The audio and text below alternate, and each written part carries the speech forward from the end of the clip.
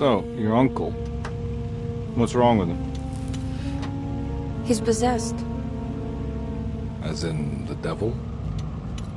Something like that. He says a dark man is following him, watching him at all times. What do you make of it? It's nonsense, of course. But I'd be lying if I said it didn't bother me. You see, it runs in my family. Possession? No, Detective. Deteriorating melancholy. Practically every member of the Hartwood family is driven mad before they grow old.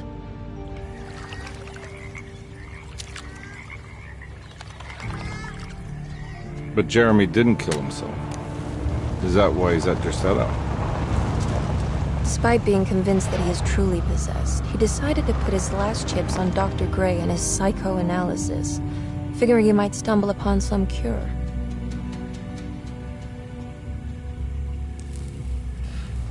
You mentioned the letter. I received a disturbing letter from Jeremy accusing the staff and all the other patients of being involved in some cult. And now they are also out to get him. Could it be real? Or is it all just in his head? It's a story he tells himself, Mr. Carnby. Anything to avoid the truth. Which is? That we're all terribly insignificant. That people mean so very little to one another. That there is no one out to get Jeremy Hartwood because he isn't worth getting. Here we are.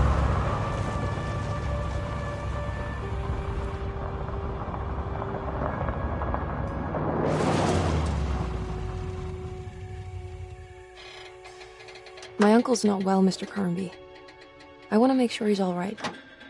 Then what's my part in this? You couldn't get a cab? I just wouldn't feel safe going alone.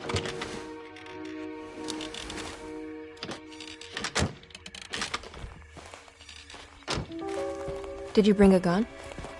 Yeah. You think it'll actually come to that? No. But you might need to wave it around depending on how agreeable the staff will be. What exactly are we gonna do when we find Jeremy? I don't know. Let's just find him first.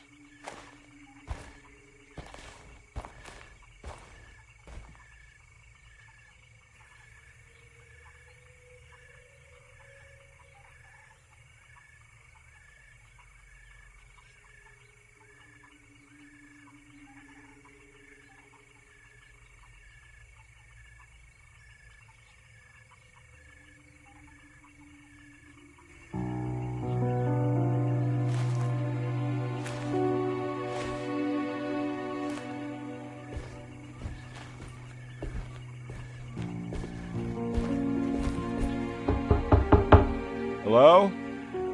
It's so quiet. Where is everyone? This is a big place. Maybe they're on the other side of the house. Stay here. I'll have a look.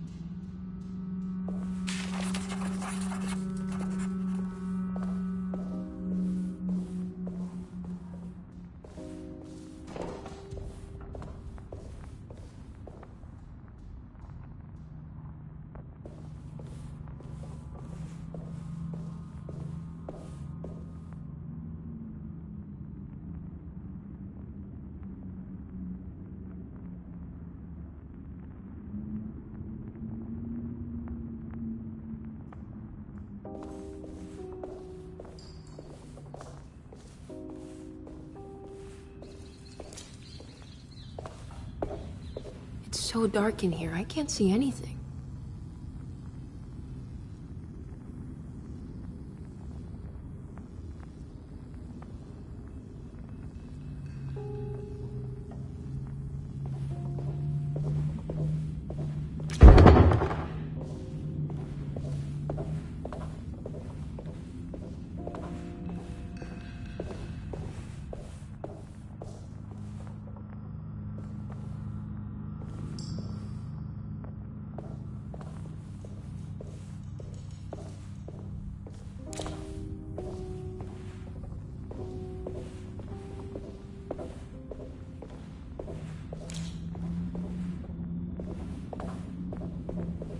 I need the key.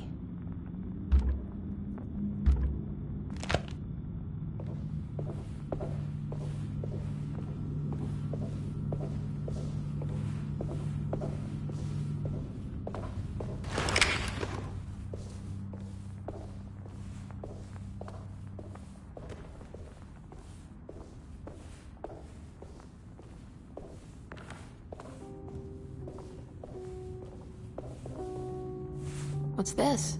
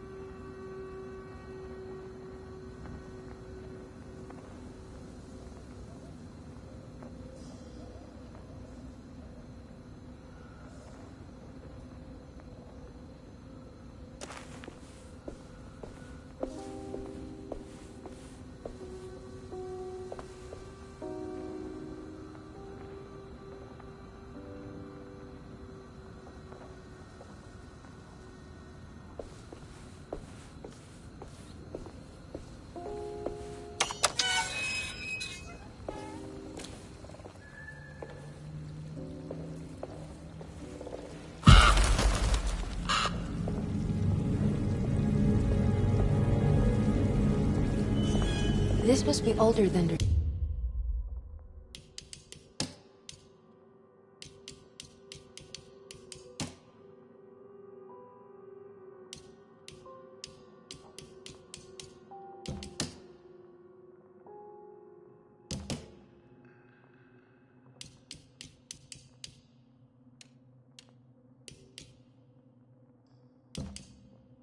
So, they've built the house around it.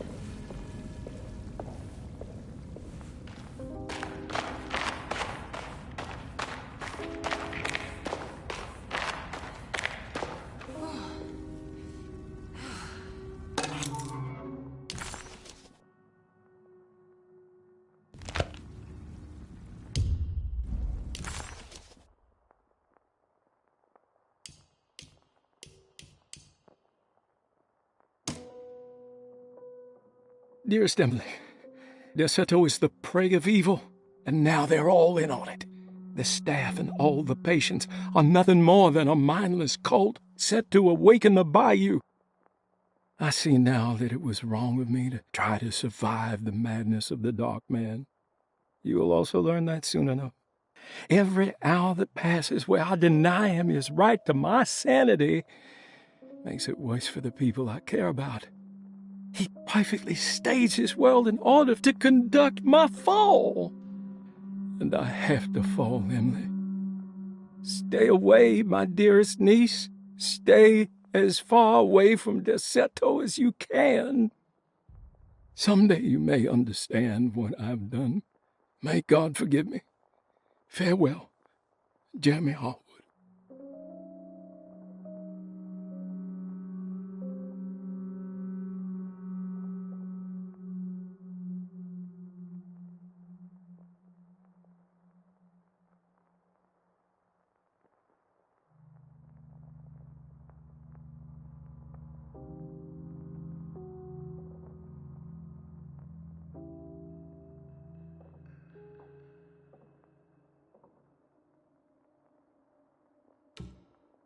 Surprised by her own reckless decision, Emily found herself breaking into Deseto. She mulled over how to present her story in case she got caught, but couldn't think of anything that sounded convincing. She wasn't much of a fast talker. Best to find a way to open the front door and let Detective Conby inside so he can handle the situation.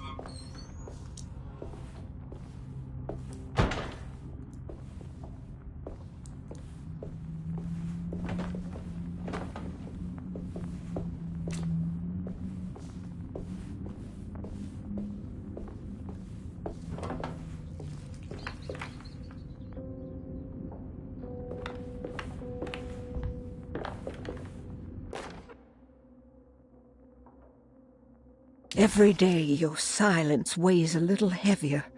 It's been a difficult year for everyone, and many have lost all hope. I read in the papers about people suffering. Pictures of dust-covered landscapes without a drop of water. I wish I knew if you were still tending the earth or if you had turned your back against us. I have started to look for help elsewhere. I pray you will tell me if I am going down a path that you find disagreeable. With help from Baptiste and Charlotte, I found comfort in the practice of the voodoo. I have long been skeptical of that Caribbean cult, but it's been of good use to me. It seems all harmless in my book. I see some words dreamt up by the Creoles, and I carry around a small pocket of gree-gree. Nothing of this is mentioned in the Bible, of course, but the French Quarter priestess tells me it's all connected.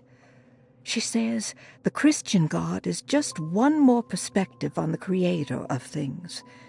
That's what I like to think, but the other way around, that the spirits of her faith are just aspects of you, our Heavenly Father. I am so grateful for the words you gave Mr. Hartwood. We will sing your praises at St. John's Eve. The world will be blessed soon again. Only the sacrifices of the Old Testament compare to your demands. Let it be the truth. A mother of earth, wood, and dirt. A mother of 1,000 young. Sacred sand, $1. Black cat oil, $1.50. Devil shoestrings, a quarter. That makes $2.75, madame. What was that you were telling the doctor?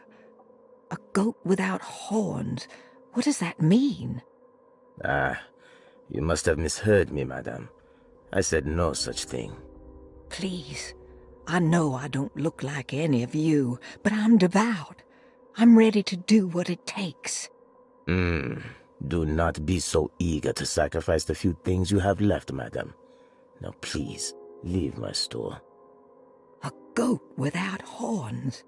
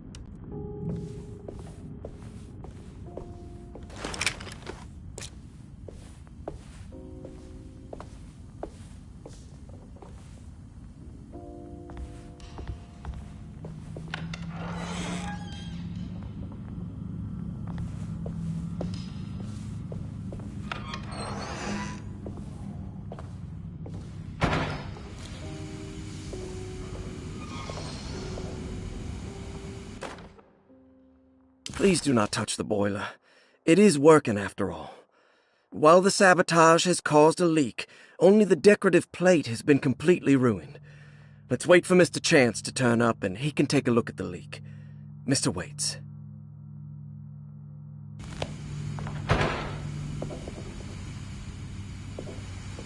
That doesn't look safe.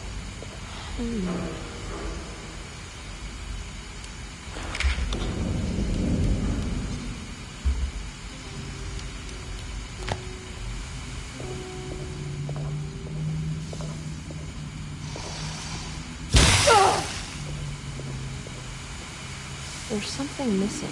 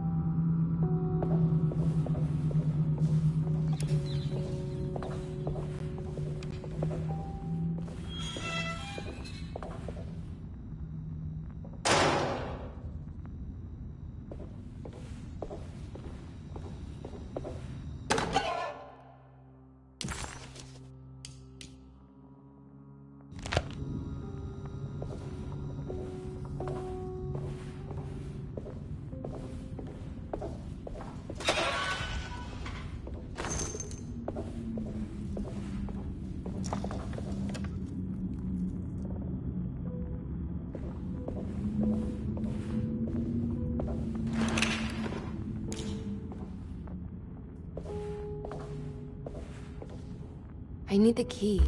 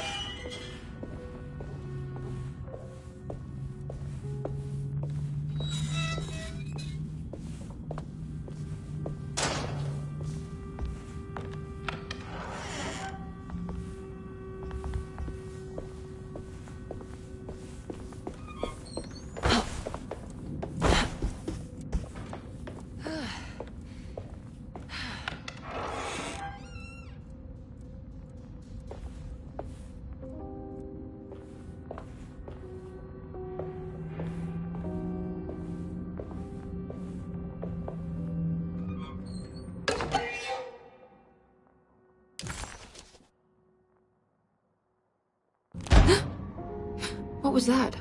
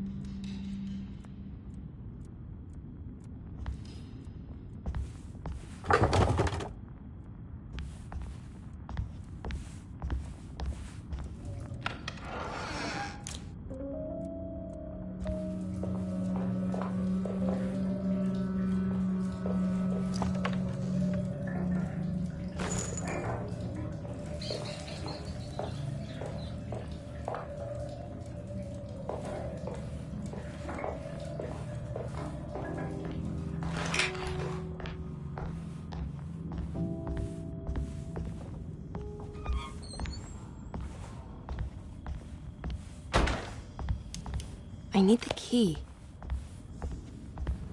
I need the key.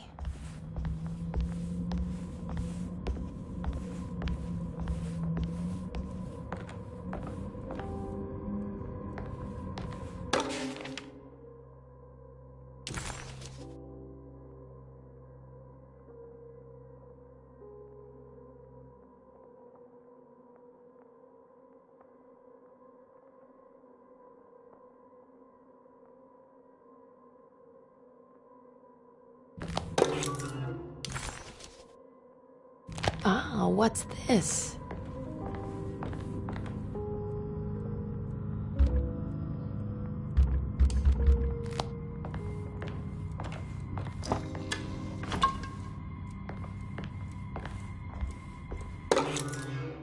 Sunday, June 22nd. I spent all day looking for Jeremy. I should have cared for the others, but I'm scared that he will do something irreversible. Cassandra is upset that I didn't give her the latest shipment of pain medication that Waits brought from the post office yesterday.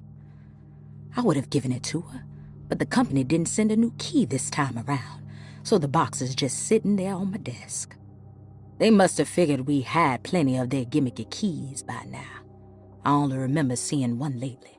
Grace was playing with it inside the grand parlor. Unless it turns up by itself, it will have to wait. I have to figure out where Jeremy is. I think Jack knew something. That dog of his found a strange rot permeating the house. She's showing us, he said. Like those blots and streaks of fetid rot was talking to him.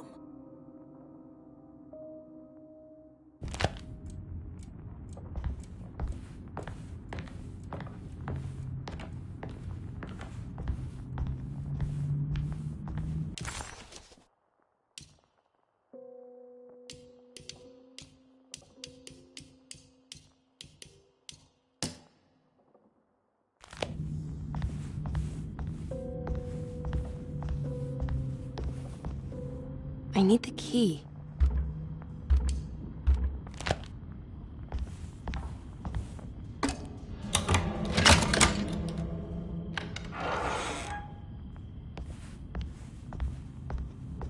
I need the key.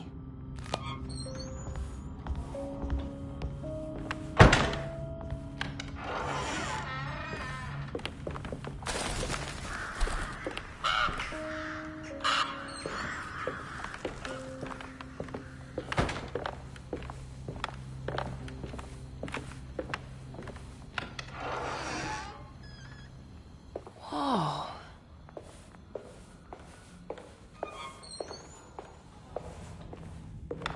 I need the key.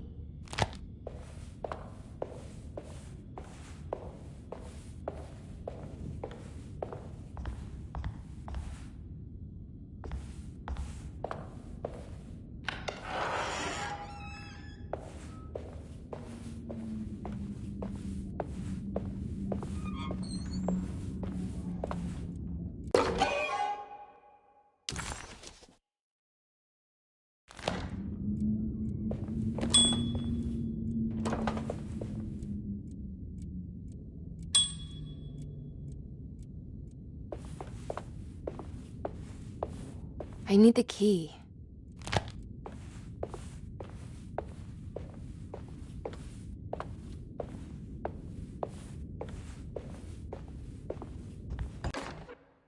The Great Depression.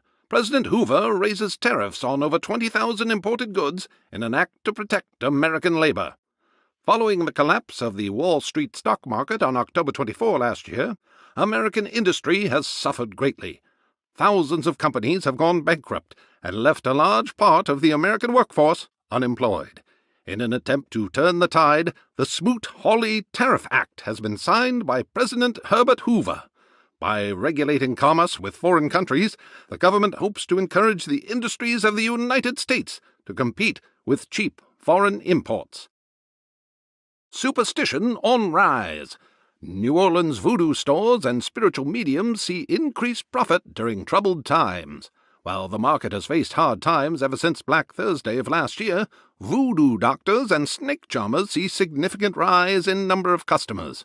With the coming Eve of St. John on the 23rd, the police expect increased cult activity around Bayou St. John, the southern shore of Lake Pontchartrain. Voodoo rituals in that area on the eve of St. John have a long tradition reaching back to the first snake worshippers brought as slaves from West Africa. During the 19th century, its practice was popularized by the legendary Marie Laveau and has since been embraced by many of the Creoles and the surviving aristocracy of the French Quarter. Author seeks asylum. Rumors regarding author Cassandra Beauregard making Derceto her home verified. Derceto Hospital is an old plantation building on the eastern shores of Lake Pontchartrain. While often considered an asylum for the insane, residing Dr. Elmore Lee Gray prefers to think of it as a convalescent home, a place where you can go to rest. The patient list is kept secret, but thought to include many of the black sheep of wealthy families, because at Derceto, treatment does not come for free. Local author Cassandra Beauregard has now been confirmed by her own admission. She's been lauded as a powerful Creole voice and written many successful books. Lately it was reported from Hollywood that she has finished a moving picture manuscript titled Slaughter Gulch. That film is set to hit the theaters next year.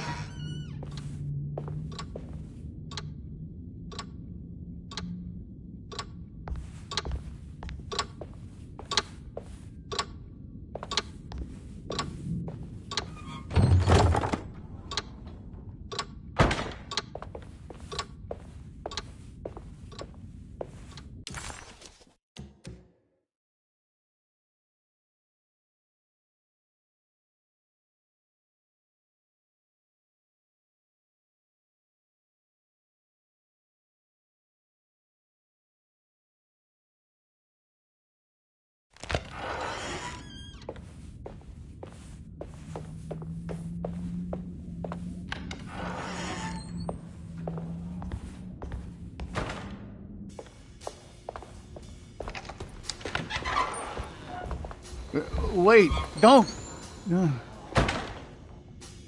Excuse me? Do you know where I can find Jeremy Hartwood? Of course not. McCarthy, what are you doing? I told you not to lose sight of the girl. Don't you worry, Mags. I'll find that little rascal. Who are you people? What are you doing here? I'm sorry about all this, but I'm looking for my uncle. His name is Jeremy Hartwood. What are you doing, child? You shouldn't be alone. Go find McCarthy. Who are you? Are you here for the Fay Dodo? Go upstairs now. My name is Emily Hartwood. I'm the niece of Jeremy Hartwood. This is Detective Carnby. The police? Why are you here? No, I'm a private investigator. Sorry to bother you. My client's worried about her uncle. He's a patient here at Derceto. If you don't mind, could you direct us where to find him? No, I can't. Jeremy has gone missing. If you leave your information, I will make sure to contact you. Wait, he ran away? No, he won't leave the house. He's around here somewhere, and both of our orderlies are looking for him. That's unacceptable. Where's Dr. Gray? I want to speak with him immediately. Fine, I'll ask him. Wait here and don't touch anything.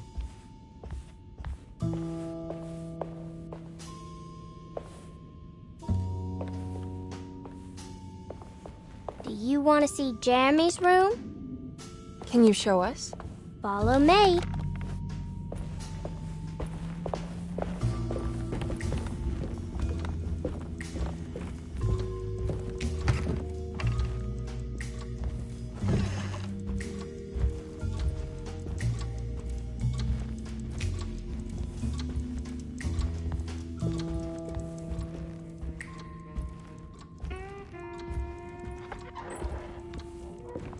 Thank you.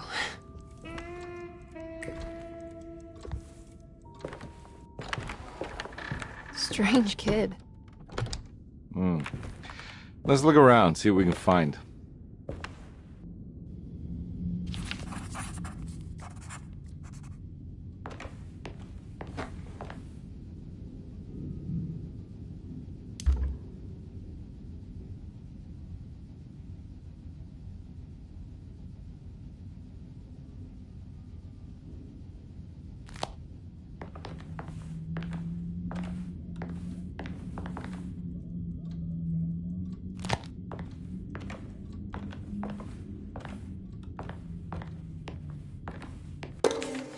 Every night the dark man stands opaque at the threshold of my room, counting the days until my spirit spills out of my tired shape. Only his pallid mask shelters my remaining sanity. Staring directly into the face of that demonic sultan would surely sunder time itself. Would he have looked the same to my father as he struggled for his life? Does his veiled face haunt my niece quite the same way? I wish so that I could rest my soul in that sunburnt convent of Tarawea. Would I find you there, Juan? Or Senora Perosi, back from the beyond? Every night I hide from him, moving from one misshapen memory to another. Scenes conjured out of fantasy and delirium. Places I struggle to even paint. I wish I understood your death, Senora. Is there anything I could do for you but bury you in that bleak necropolis? That triumphant chapel rising above the ledges and the oven vaults shall be your sepulchre, where you may rest, and I shall weep.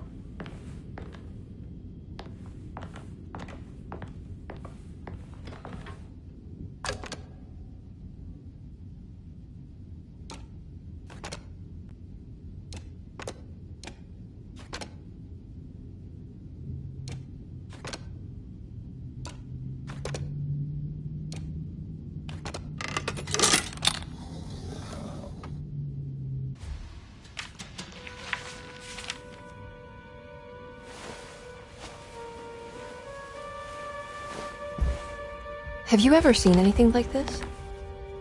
Looks like a talisman. You mean like this one?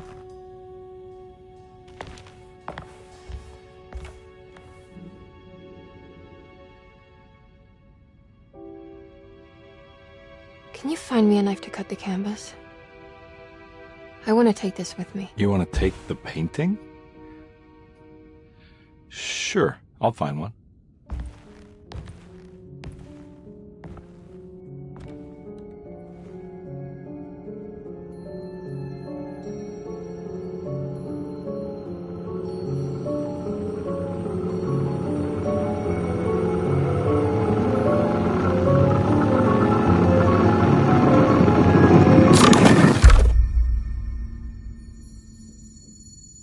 I found this tube as well. Should keep it safe for you. Do you want to carry it, or should I? Miss Hartwood? Emily? I'll take it. Thank you. We're done here, right? I'm not sure. I don't know how to do any of this. Listen, I think we should talk to Dr. Gray. He must know something about what's going on around here. Okay. Let's do that.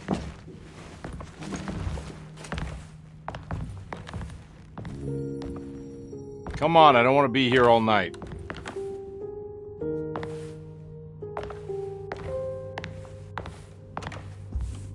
Detective Carnby? Where did...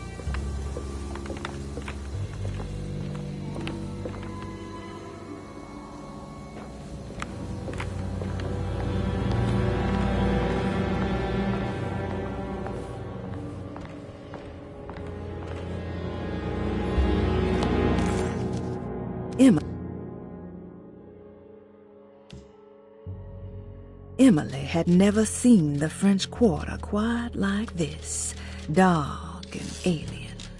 The only possible refuge she could see from Jeremy's balcony was a bit of light coming from a corner store.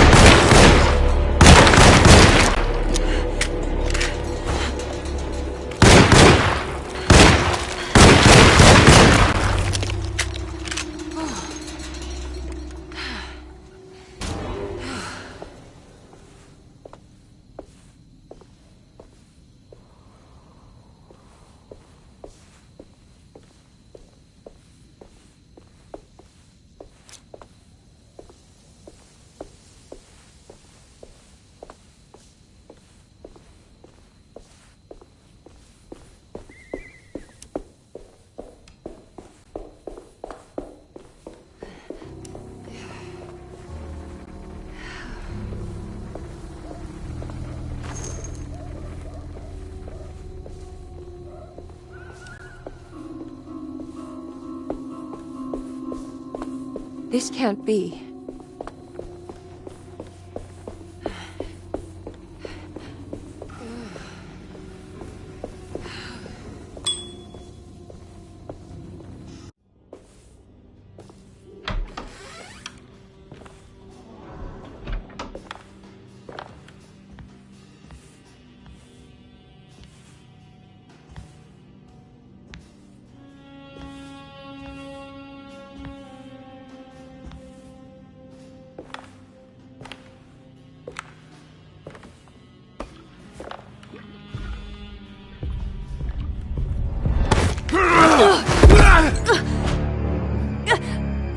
Emily, is that you? Baptiste? How'd you get here? I was back at Derceto, looking for my Uncle Jeremy. Jeremy's your uncle? I didn't know. Why would you? You're still working at Derceto? Yeah, both me and Lotta stuck around. We're real orderlies now. You remember my sister Lotta, don't you? What happened, Baptiste? How are we here? You know about the dark man haunting your uncle? I'm familiar with his mental state. I think we all in his head somehow. Cause these streets are real, but they're not like on any map. Nah, this is like when you remember something, but in the wrong way. Do you know how to get back to Derceto? I'm not safe here. Truer words have yet been spoken, Mrs. Marcus. Don't call me that. It's Miss Emily Hartwood. There's no reason to call me anything else. I'm sorry, Miss Emily. I'm just trying to tell you like it is.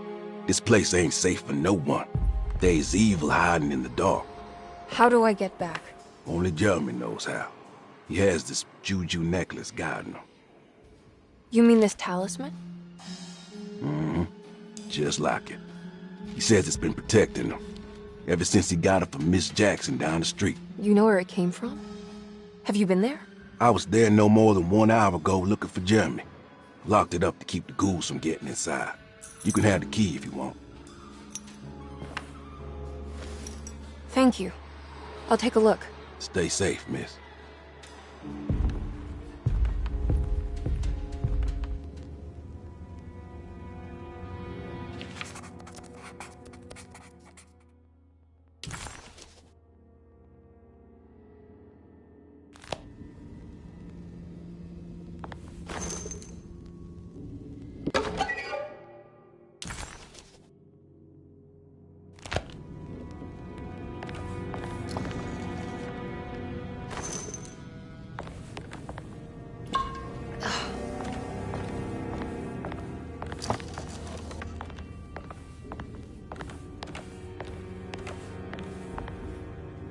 Are you staying here?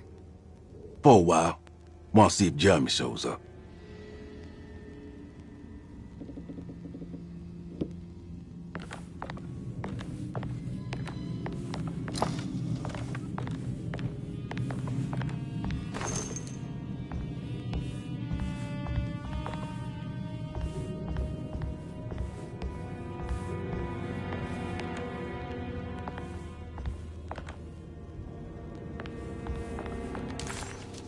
Emily.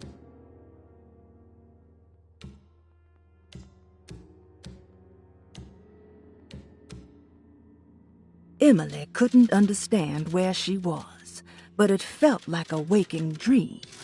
Baptiste, who she vaguely remembered from her past, claimed to work as a...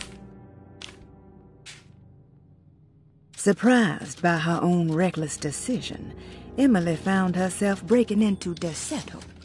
She mulled over how to present her story in case she got caught, but couldn't think of anything that sounded convincing.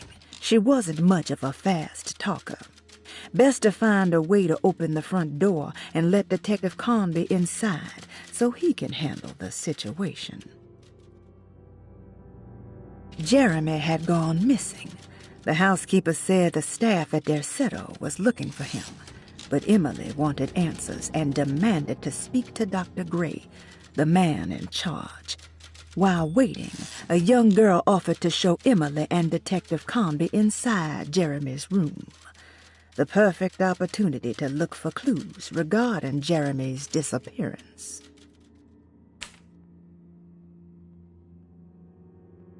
Emily had never seen the French Quarter quite like this. Emily couldn't understand where she was, but it felt like a waking dream. Baptiste, who she vaguely remembered from her past, claimed to work as an orderly at Derceto. He was also looking for Jeremy, and seemed to imply that he was chasing him through Jeremy's own mind. Maybe this wasn't Emily's dream, but Jeremy's, and she was trapped inside somehow. Baptiste suspected that Jeremy was in some control due to a talisman that he had been given by a Miss Jackson, a name Emily recalled to be one of the many voodoo witch doctors in the French Quarter. In hope to find a way back to Derceto, Emily set out to find Miss Jackson's place.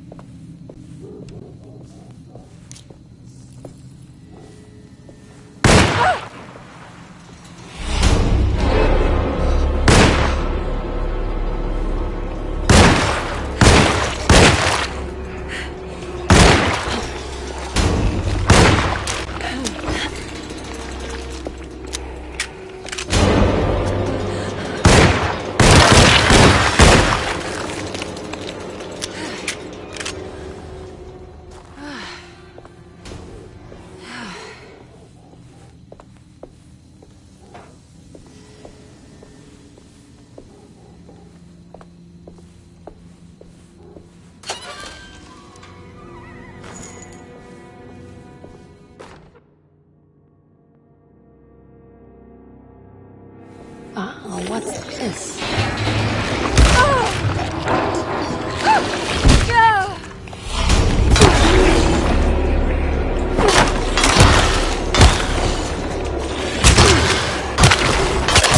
My weapon broke!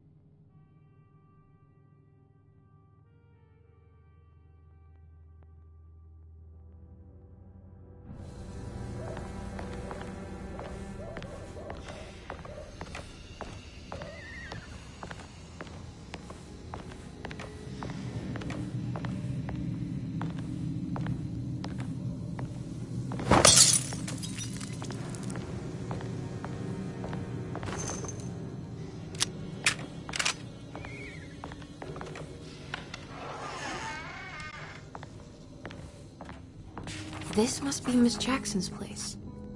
Let's see if we can find out more about Jeremy's talisman.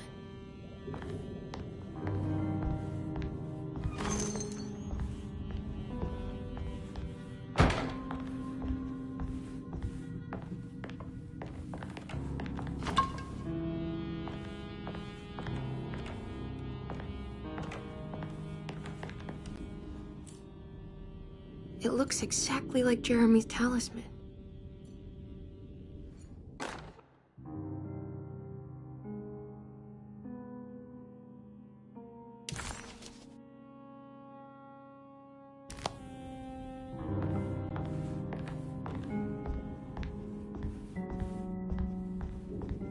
I think it's meant to hold the talisman.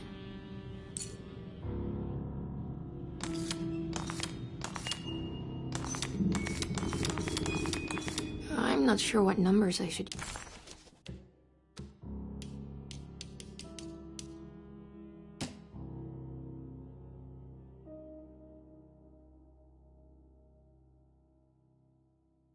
Maybe there's something in Jeremy's notes.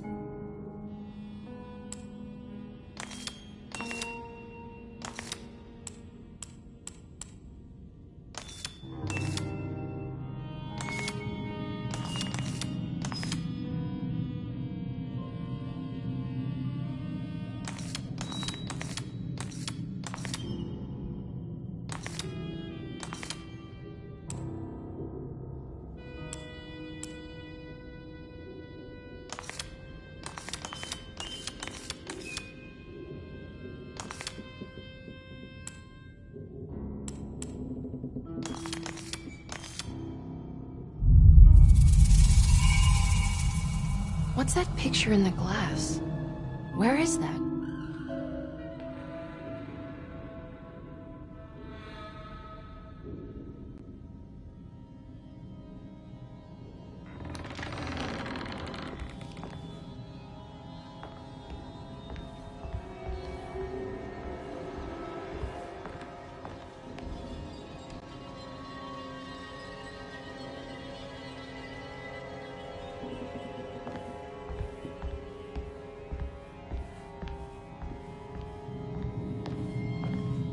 Good to see you again, Miss Hartwood. Mrs. Thompson told me you were here. She also alerted me that you brought a detective with you. I'm very curious to hear what this is all about. You don't remember me, do you, Miss Hartwood? We met at your family's house in the Garden District, when your uncle was about to be admitted under my care. No, I remember. Sorry. I'm not really feeling well. In that case, have a seat. Let me make you a drink.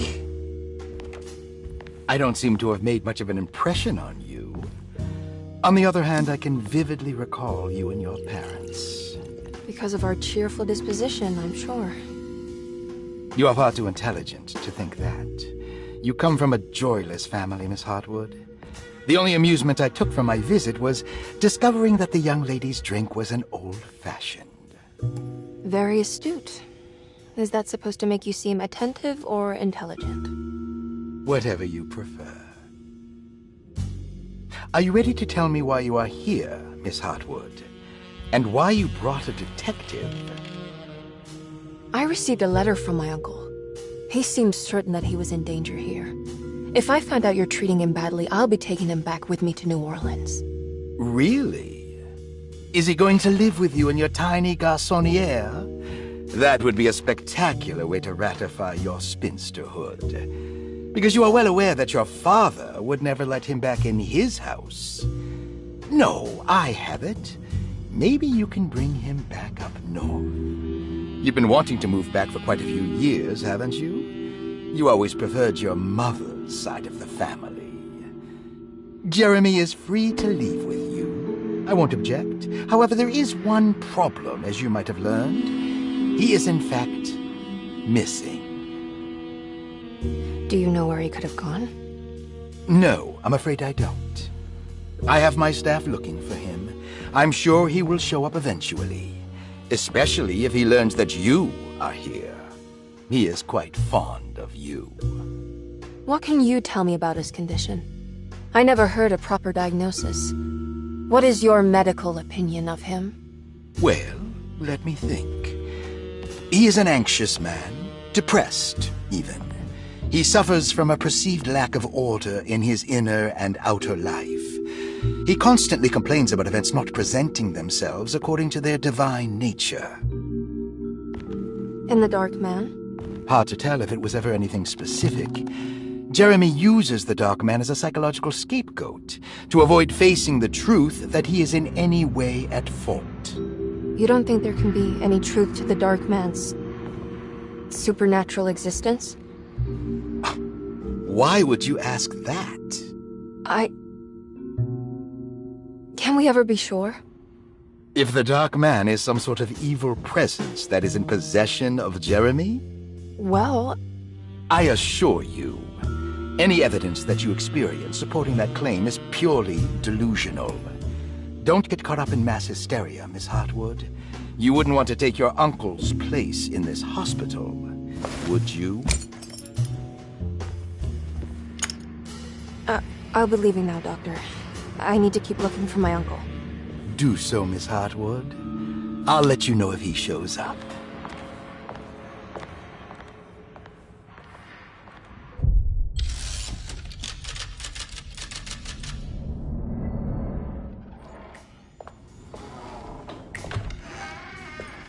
Detective Carnby!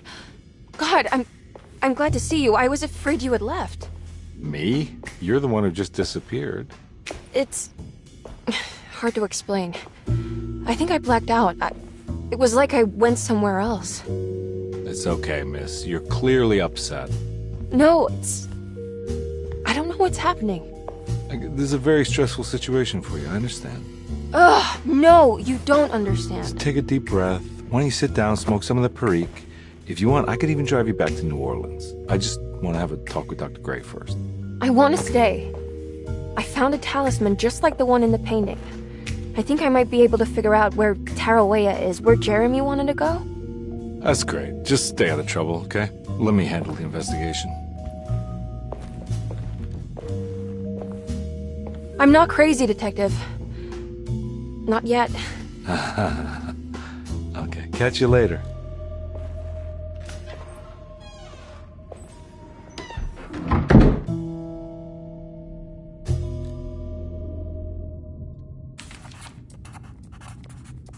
If a talisman like this can open up doors between the French Quarter and Derceto, then maybe Jeremy is hiding in some strange other world. Like Tarawea, the place he mentioned in the book. No matter where he is, it's...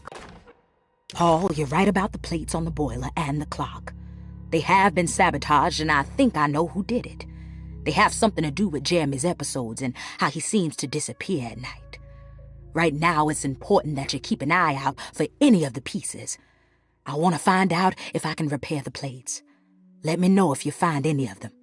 Lottie. Tell Lottie to take a look at the well in the kitchen garden. That my search won't be limited to Derceto. Dr. Elmore Lee Gray is Derceto's chief doctor. Accounting and all administrative work is handled by me, Paul Waits. Magdalena Thompson, or Mags, is responsible for the household. Jean-Baptiste and Charlotte Tabois are responsible for keeping the guests' medical regimens in check. Finally, Jack Chance is our gardener, who can occasionally be seen in the conservatory, but is for the most part busy outside. There are currently 6 guests at Derceto. Malcolm McCarthy and Ruth Tallant reside on the first floor. Jeremy Hartwood, Elisabetta Perosi, Grace Saunders, and of course Cassandra Beauregard live on the second floor.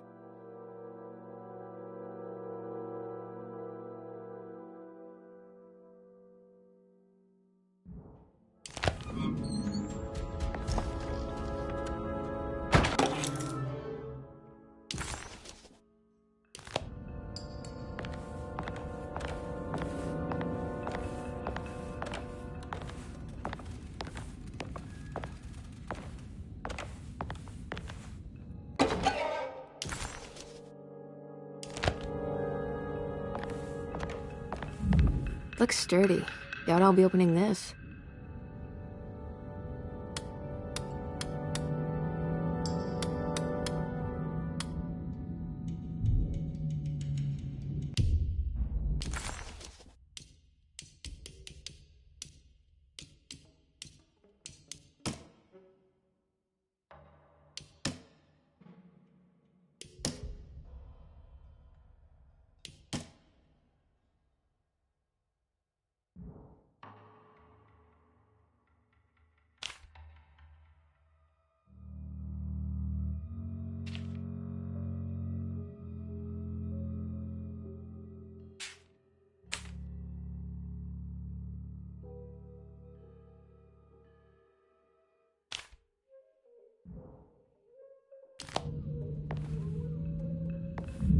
Looks sturdy.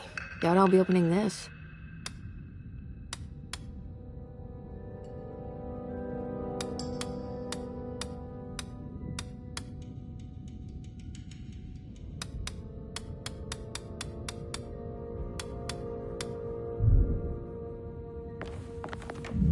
Looks sturdy.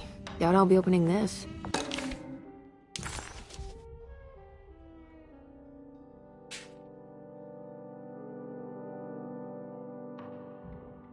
Cassandra Beauregard, the beloved author.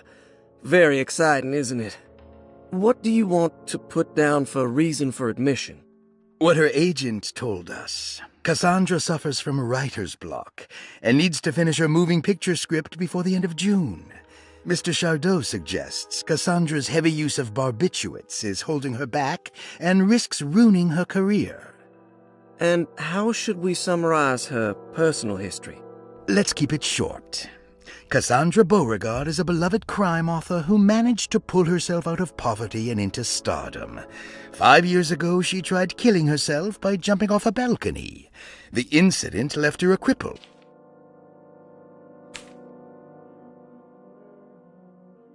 Cassandra Beauregard, the beloved author. Very exciting, isn't it? What do you want to put down for reason for admission? What her agent told us. Cassandra suffers from writer's block and needs to finish her moving picture script before the end of June. Mr. Chardot suggests Cassandra's heavy use of barbiturates is holding her back and risks ruining her career. And how should we summarize her personal history? Let's keep it short. Cassandra Beauregard is a beloved crime author who managed to pull herself out of poverty and into stardom. 5 years ago, she tried killing herself by jumping off a balcony. The incident left her a cripple and now relies heavily on her wheelchair. And for diagnostic impressions? Cassandra suffers chronic back pain following her suicide attempt. She self-administers morphine to keep herself ambulant, but has become addicted and the desired effect is now lost. The drug abuse clouds her mind, and she is unable to focus on real life. To save herself from this insight, she instead makes up stories to fill out the gaps in her own thought process, resembling the Korsakoff syndrome. Oh, bravo, Doctor. How will you treat her? First of all, she needs to be weaned from her drug addiction, and hopefully it will resolve her compulsive lying. Then look into permanently numbing her pain in her back through surgery. Finally, deal with her suicidal thoughts. Fantastic. With such a short time before June, I really hope she gets better soon. We will do what we can.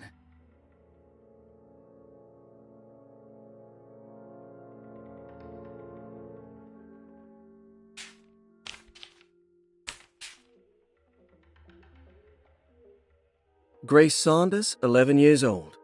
Reason for admission? The mother insists on strict supervision by a proper gentleman to avoid further perversion of Grace's adolescence. Personal history? Grace's family possesses modest wealth and status. Her childhood seems ordinary, spending most of her time with private teachers and family friends. Grace's father recently passed away, leaving her mother the sole caregiver. And diagnostic impressions? Grace has trouble dealing with her father's death. She is willingly suppressing her feelings on the matter and isn't properly acknowledging the trauma she suffered. Any planned treatment? Grace needs nothing out of the ordinary. She simply needs parental guidance. Eventually, we can work on her feelings toward her father. Thank you, Doctor. I'll finish the paperwork and get her installed. Malcolm McCarthy, 54 years of age. Reason for admission? McCarthy admitted himself to Derceto, stating simply that he needs some damn rest. And personal history? McCarthy claims he used to work as a lawyer in Baton Rouge, but says he can't go into details because of some legal dispute. His background remains largely a mystery, except for the occasional clue that he drops in conversation. Huh. And diagnostic impressions? McCarthy is an anxious man and an alcoholic. He often tells half-truths due to some deep-seated inability to trust other people. And how will you treat that? McCarvey will take some time to open up. Spending time with Jack's dog or the child should be good for him. Their harmless nature will help build his sense of trust. Thank you, Doctor.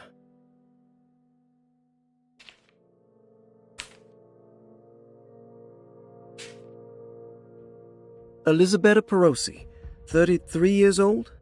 What should I put down as reason for admission? Well, Perosi broke into Derceto and was found wandering the grand parlor. She was confused and suffered partial amnesia. She insisted she belonged here and offered to pay for her stay.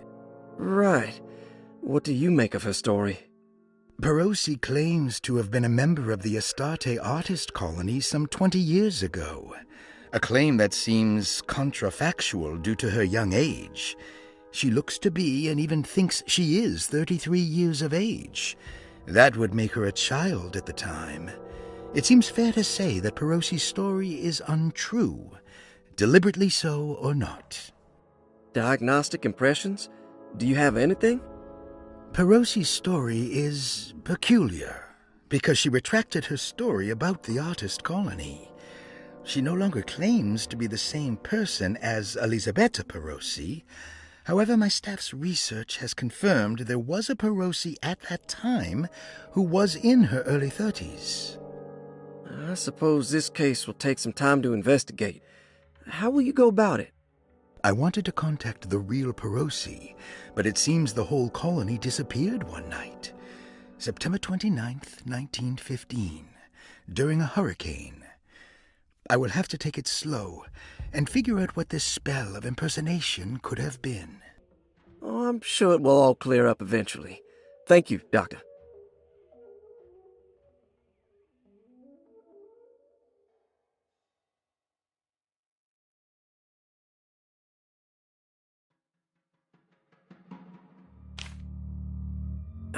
Ruth Talon, 29 years of age. Reason for admission?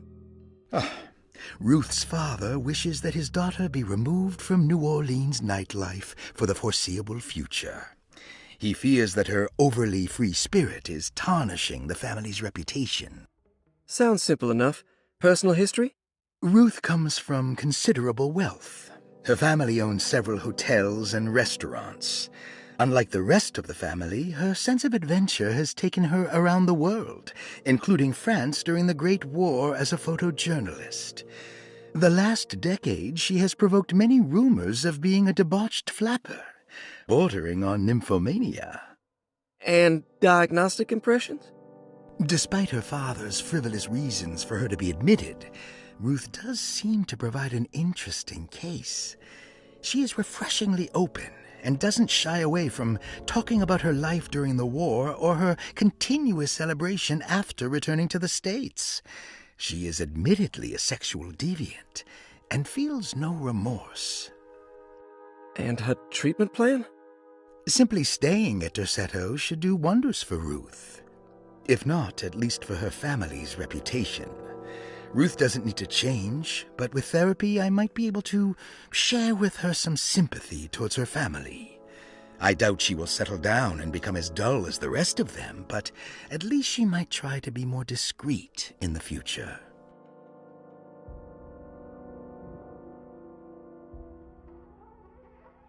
Interesting. It's all the patient files except for Jeremy's.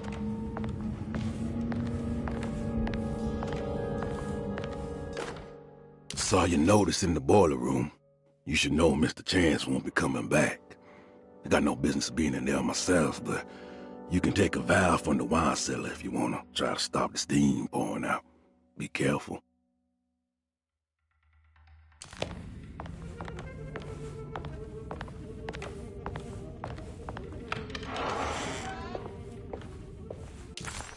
Just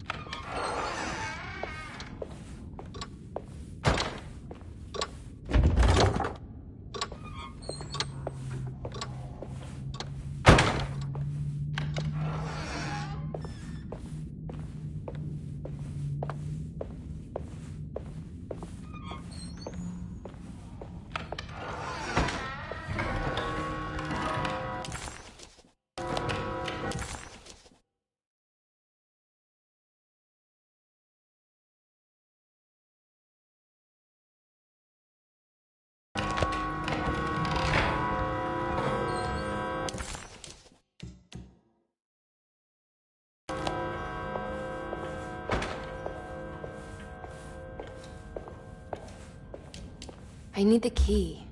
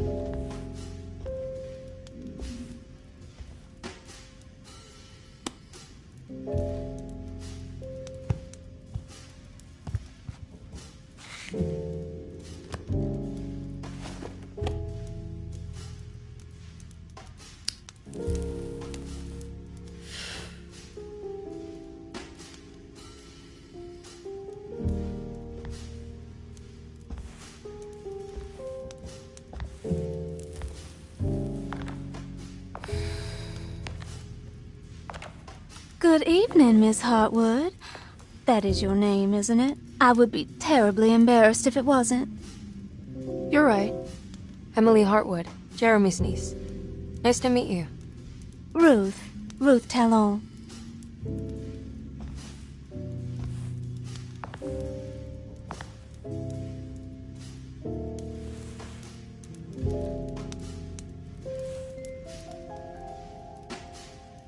Is that Perique you're smoking? How terribly quaint. Maybe so, but I like it. Would you care to share some? That smell is making me feel very nostalgic.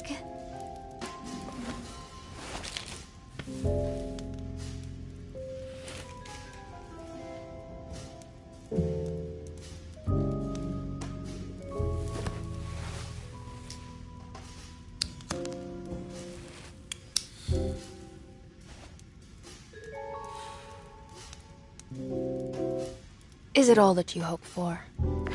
I enjoy your light mockery, Miss Hartwood. I can tell we would make great friends. How flattering. Too bad you're locked up in this place. Your insincerity is really refreshing. I wish you were mad as I am. Then you could stay. Give it a few years and I might just be. Lunacy is one of my family's few privileges. Oh, good. I'll be looking forward to it.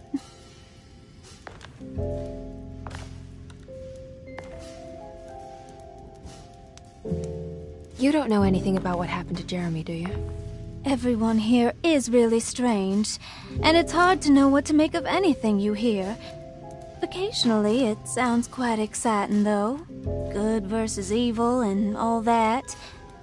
I'm sorry, but I don't think I have anything useful to share. It doesn't matter. Thank you for the much-needed break. Bon voyage.